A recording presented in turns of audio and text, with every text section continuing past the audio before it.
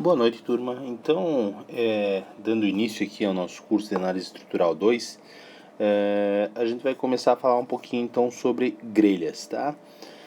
Durante a análise 1, nosso curso de análise 1, semestre passado, nós estudamos basicamente três tipos de estruturas, tá? As vigas, os pórticos e as treliças, né? Tá? A gente fez diagramas de esforços internos, calculamos deslocamentos, tá? Através do princípio dos trabalhos virtuais. Depois aplicamos ainda o método das forças nos casos hiperestáticos, tá? Foi basicamente isso que a gente viu no semestre passado. Nesse ponto, a gente tem um enfoque muito parecido com o que a gente fazia em análise 1, tá? Então, nosso foco principal é a descoberta aí dos esforços internos, a aplicação do princípio dos trabalhos virtuais para calcular deslocamentos e até mesmo para aplicar o método das forças dentro dessa nova estrutura aqui que a gente denomina de grelha, tá? E basicamente, a grosso modo, nós podemos determinar ou definir grelhas como modelos planos, ou seja, que estão contidos em um plano. No nosso caso, nós vamos ver depois que é o x e y, e que todos os carregamentos são perpendiculares a esse plano, ou seja, todas as cargas são paralelas ao eixo z. Esta imagem aqui então apresenta um modelo, uma grelha muito simples, tá? Onde a gente tem aqui um vínculo de terceiro gênero neste ponto aqui, tá? E um vínculo de segundo gênero aqui. A gente precisa ter um cuidado bastante específico com os vínculos em grelhas, tá? Porque um vínculo de primeiro gênero, tá? Este aqui que nós representávamos assim, e este vínculo que está lá, que eu denominei de segundo gênero, para grelhas eles não têm diferença nenhuma. Tanto um quanto o outro nos retorna somente um esforço. Tá? Vocês veem aqui na imagem que a gente só tem um VB aqui, ó, tá? A gente só tem uma força vertical, ou seja, uma força paralela ao eixo Z, tá? No ponto que ele está aplicado. Não existe, como a gente via lá em treliça, como víamos em pórticos e vigas, as componentes X e Y, tá? Nós teríamos aqui uma Y e uma X para esse vínculo, tá? Nesse caso, não, a gente só tem a Y, a X não existe mais. Isso é uma particularidade da teoria de grelhas, tá? Para tentarmos correlacionar uma grelha a uma estrutura ou a sua aplicação, nós poderíamos pensar tanto no pavimento de um prédio, quanto no radier de uma casa, enfim, tá? Onde não se possa fazer algum tipo de fundação, tá? E nós teríamos a seguinte representação aqui, ó. Aqui nós teríamos o pavimento de um prédio, tá? Digamos lá o primeiro piso. Geralmente a gente tem vigas secundárias, tá? Que seriam vigas apoiadas. Isso aqui é só uma representação, não precisa de todas essas vigas aqui. E a gente teria os pilares. Então aqui nós teríamos um pilar, lá no fundo um pilar, os 4 pilares para sustentação. Claro que dependendo da estrutura pode ter mais pilares ou mais vigas, enfim. Estamos só simplificando aqui. Nós poderíamos ter ainda na mesma estrutura uma segunda grelha que estaria apoiada sobre prolongamentos desses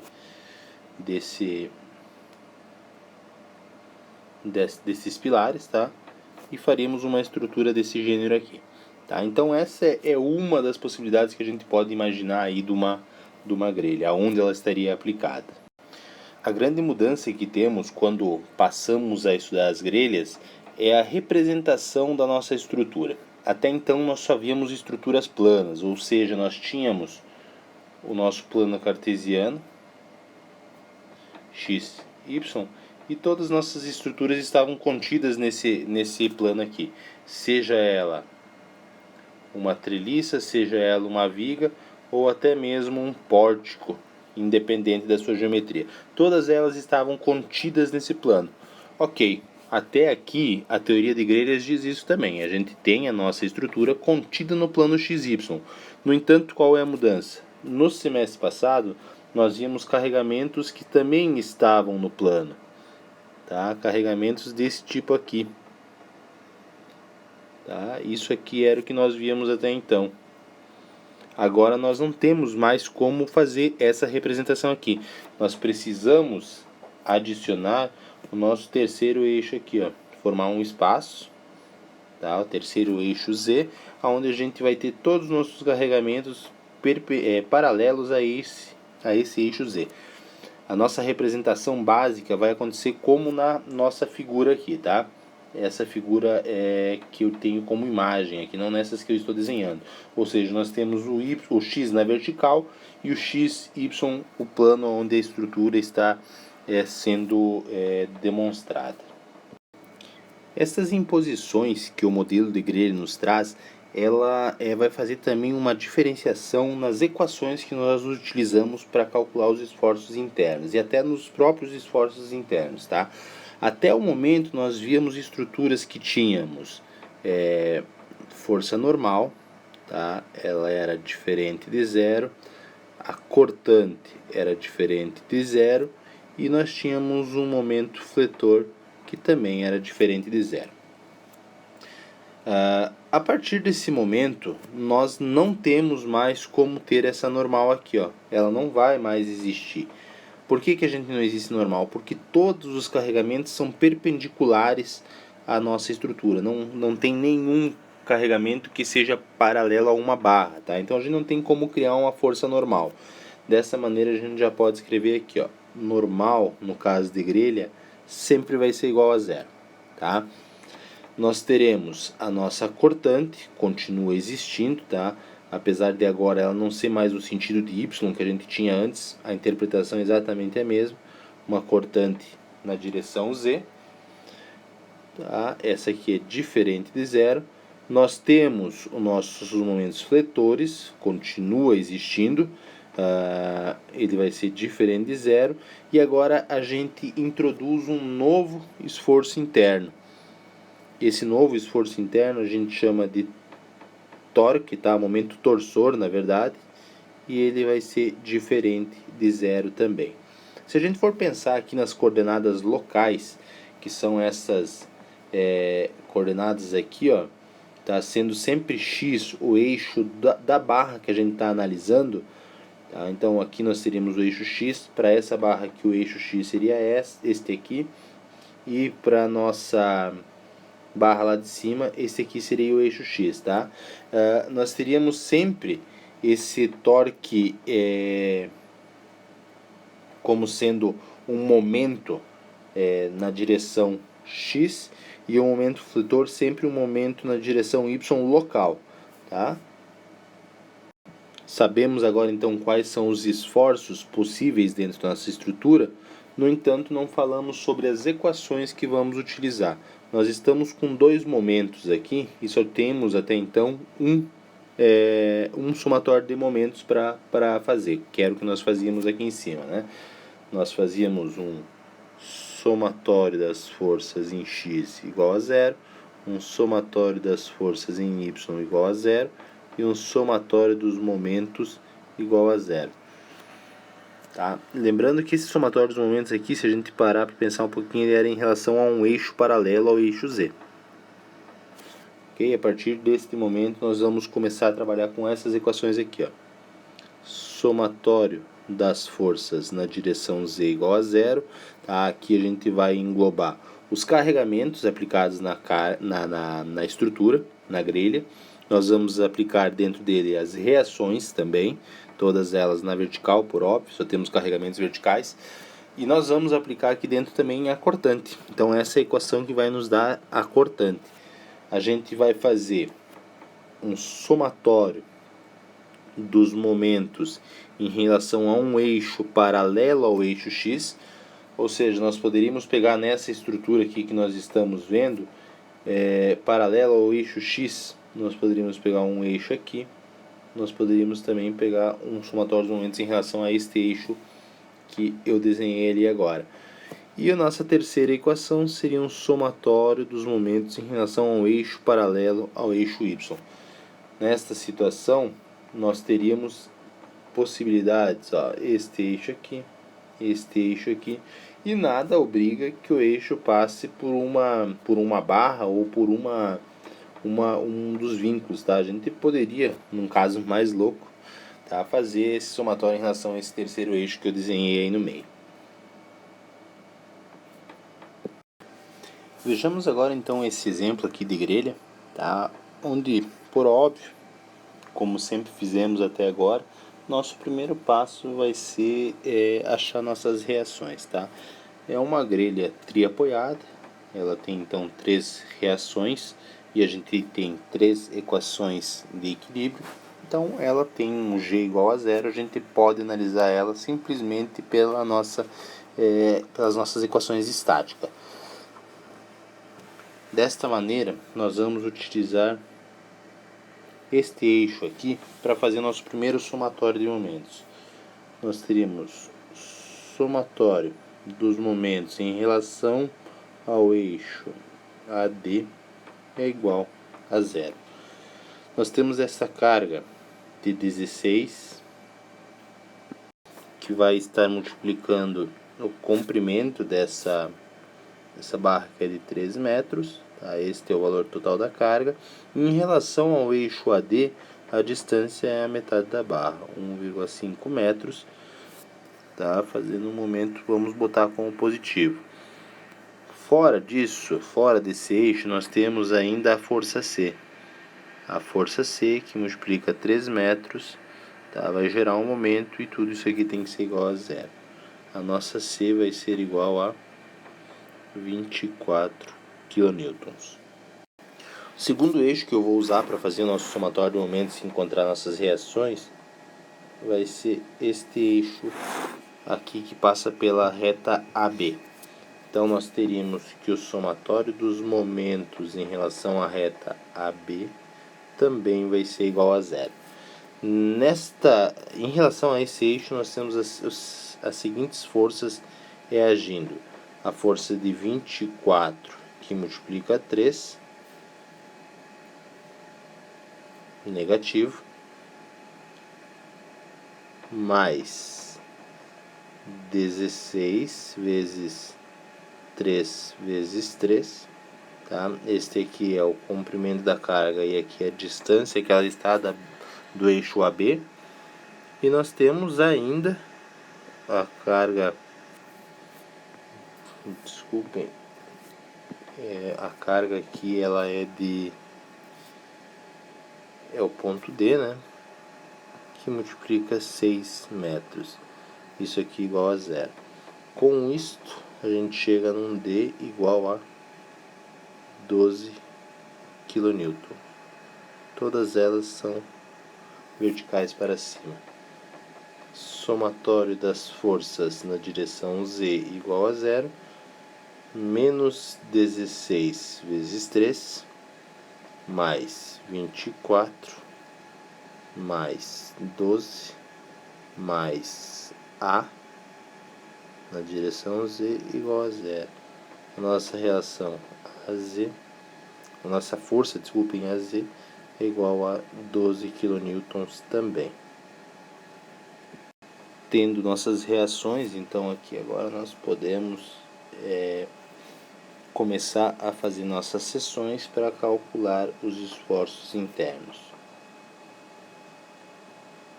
24 e aqui é 12 também. Ok? Vamos então dar uma olhada como ficam nossos esforços internos. Tendo calculado os esforços internos, a gente volta para aquele nosso procedimento das seções. Seção 1, seção 2, seção 3 e seção 4. Precisamos agora imaginar cada barra separadamente. Então nossa primeira barra seria a nossa barra BA. Nossa BA, ela é isto aqui. Imaginariamente, a gente teria um engaste desta barra aqui no ponto B, tá? Que ela estaria engastada na barra BC. Então esse engaste em vermelho aqui, ele é imaginário. E nós temos aqui uma força de 12 kN. De 12 kN, isso mesmo. O comprimento dessa barra aqui é de 3 metros. Com isso a gente sabe que a gente vai ter um momento aqui de 36 kN metro e uma força aqui de 12 kN. Esses são as reações, digamos assim, que essa barra aqui, que essa força de 12 kN estaria gerando naquele ponto B. Desta maneira, então, ainda continuando, a gente teria a seção 1 e a seguinte situação para analisar. Nossa barra aqui, com uma força de 12 kN e um momento de 36 kN. O nosso momento fletor, a nossa cortante, e saindo aqui, agora nós teríamos nosso momento torsor. Vejam que o momento torsor não temos nada que vai gerar torque nessa barra aqui. Não tem como isso acontecer. Dessa maneira a gente sabe que ele vale zero, tá? Somatório dos momentos em relação ao ponto X não, né? Em relação ao ponto do corte. Então, que seria nosso ponto X. Isso aqui vai ser igual a zero. Nós temos menos 36 mais os 12 kN que multiplica X dessa força concentrada aqui, mais o MF igual a zero.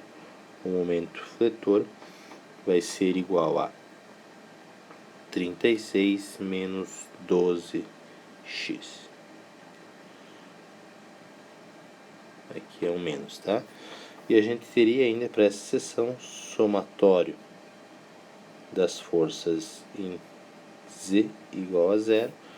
Nós temos menos 12 menos V igual a zero. A cortante igual a menos 12 kN. Vamos guardar então essas informações e vamos começar a analisar nossa seção 2.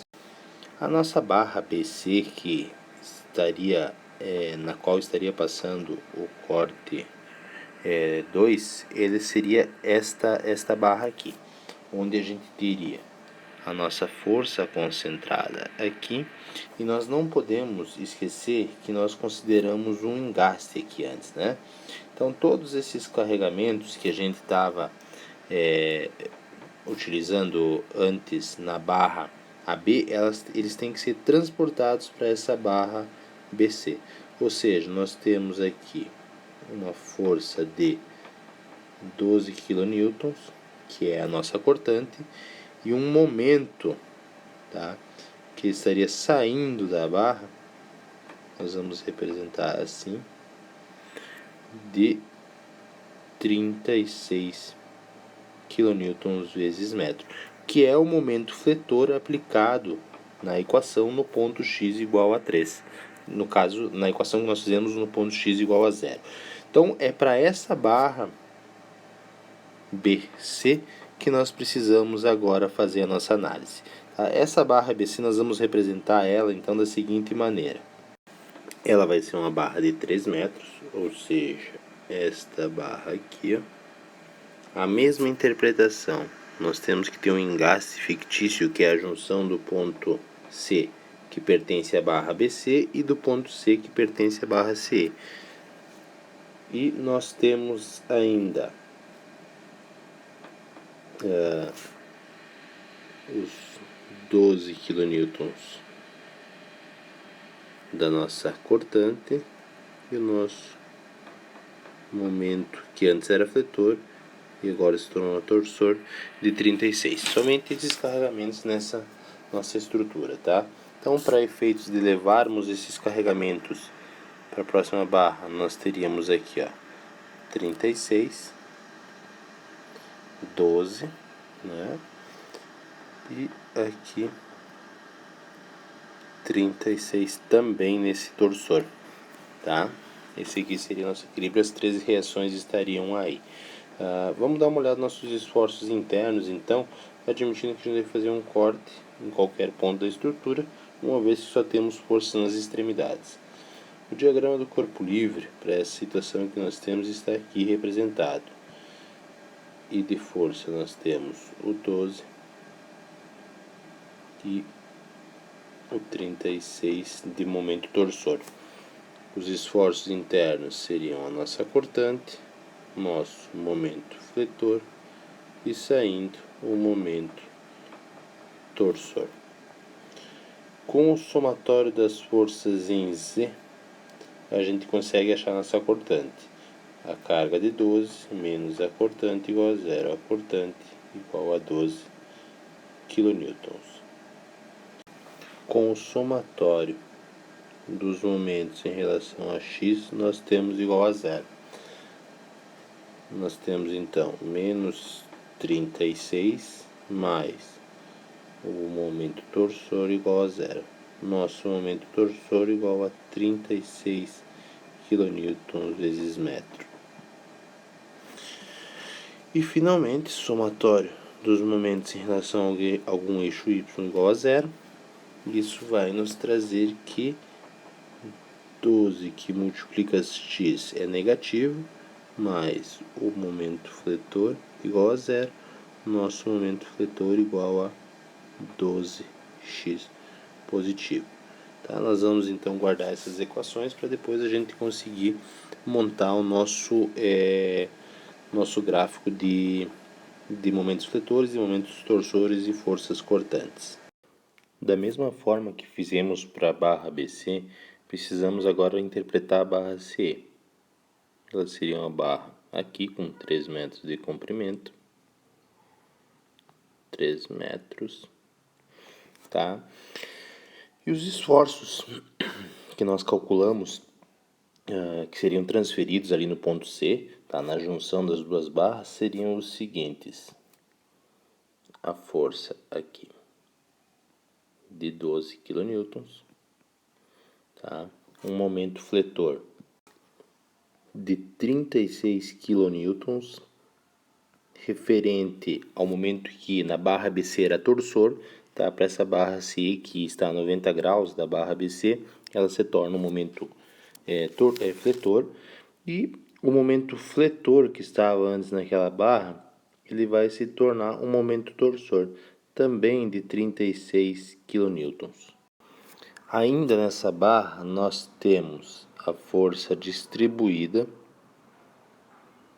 que ela vale 16 kN por metro. E não podemos nos esquecer, eu vou botar aqui ainda em azul, tá? Aquela reação de 24 kN, que ela agora aqui aparece, tá? Com isso, como temos somente uma força distribuída, tá? A gente vai fazer somente uma seção 1, e a gente não pode esquecer da nossa interpretação aqui. Esqueci de falar no início, né? Mas a gente considera que essa barra CE, ela está engastada na barra DE, tá? Então a gente tem aquele engaste imaginário aqui. Com isso nós vamos fazer aqui somatório dos momentos, não, vamos fazer um somatório de forças aqui, para começar. Somatório das forças na direção Z igual a zero. Nós temos então 12 mais 24 menos os 16 vezes x, menos o V igual a zero. A nossa cortante vai ser igual a menos 16x mais 36. Lembrando só, né, que o diagrama do nosso corpo livre seria isto aqui. Nós teríamos aqui uma carga de 36, momento fletor de menos 36 e um momento torsor de menos 36. Carga distribuída aqui de 16. Tá? Os esforços internos presentes nessa barra aqui seriam a nossa cortante, nosso momento e o nosso momento torsor. Esse aqui é o momento fletor. Nós precisamos então ainda um somatório de momentos em relação ao eixo local y, tá? Que vai nos trazer o fletor, que seria então mais do momento concentrado menos 36 que multiplica x mais 16 que multiplica x ao quadrado mais o MF, isso aqui igual a zero. Nosso momento fletor, então, ele vai ser 8x ao quadrado negativo mais 36x mais 36. Falta ainda então nós fazermos aqui um somatório dos momentos em relação ao eixo y. E para podermos dar sequência nisso, então eu vou apagar esse somatório dos momentos em relação ao eixo y e já deixar esse valor guardado nas equações, tá? Com isso nós vamos ter então somatório dos momentos em relação ao eixo x vai ser igual a zero. Nós temos menos 36 do momento concentrado aqui, mais o nosso momento torsor igual a zero. O momento torsor ele é igual a 36 kN vezes metros. Com isto, nós vamos passar para a nossa próxima sessão. Antes disso, eu vou guardar esses valores, tá? No próximo slide, para depois nós montarmos os gráficos. Nossa última barra, então, a ser analisada é essa barra aqui, ED. Tá? A gente já tinha definido, então, que neste ponto aqui nós tínhamos uma reação de 12, ok? A gente tem ainda da nossa cortante lá na seção anterior uma força aqui de menos 12 kN, tá? Se a gente verificar o momento no ponto E, fletor, naquela situação é zero, portanto, nós temos aqui o torsor igual a zero, e o momento que na barra anterior era torsor, agora se torna fletor, tá? Que ele tem a seguinte direção aqui, ó, 36 kN, tá? Esse seria o torsor na barra anterior. Essas são as cargas, a gente não tem nenhuma carga externa, somente mesmo as reações, tá? E isso nos impõe a necessidade de somente uma seção, e a qual nós resolveremos da seguinte maneira. O nosso diagrama de corpo livre, ele é o seguinte: estes 12 kN e os 36 kN vezes metro concentrado aqui na ponta. Nós temos então um somatório das forças em Z igual a zero.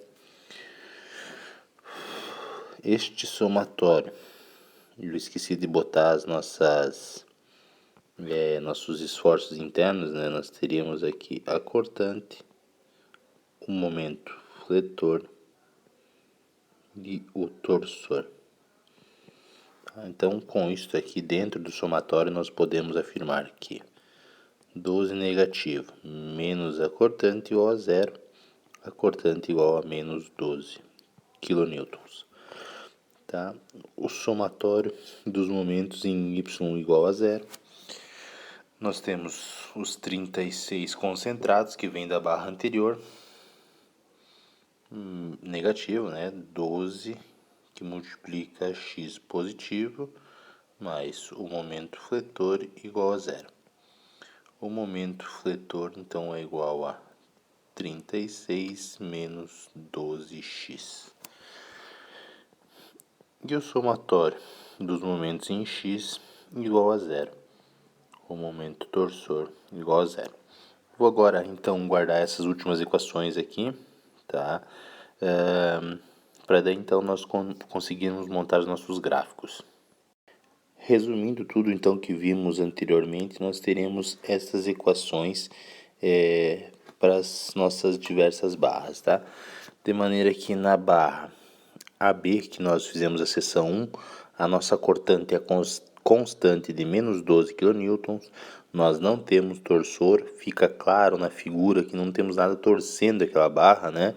Tá? E o nosso momento fletor, ele vai de 0 até 36, de 36 até 0, né? a gente tem que, por óbvio, depois analisar como foi feito isso aqui, tá? Para poder montar nossos gráficos. A gente tem que saber da onde que a gente saiu com o nosso X, tá? Nossa segunda barra, barra BC, então nós temos uma cortante constante de 12 positivo agora, tá? E um torque constante de 36 e um momento fletor que varia de 0 até 36 também, porque o comprimento da nossa barra é 3 metros.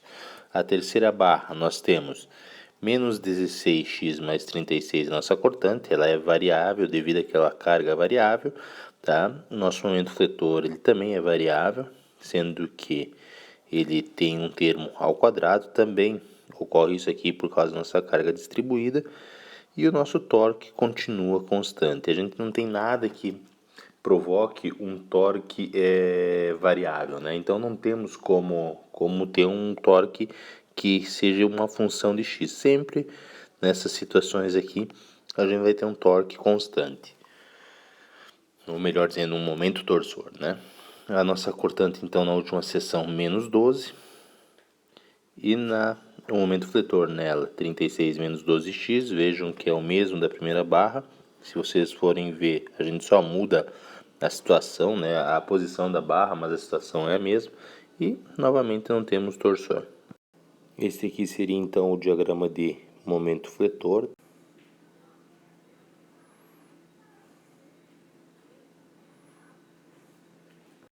Aqui então teríamos uma representação do nosso momento torsor.